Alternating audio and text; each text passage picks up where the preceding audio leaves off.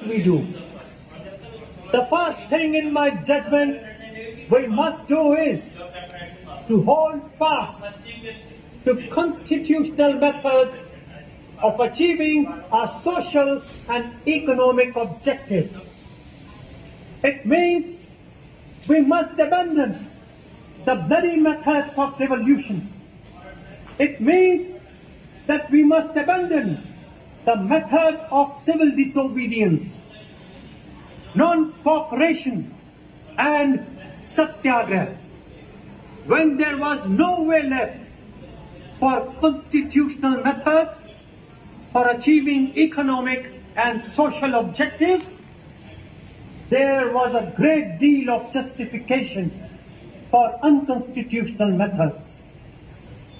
But where constitutional methods are open, there can be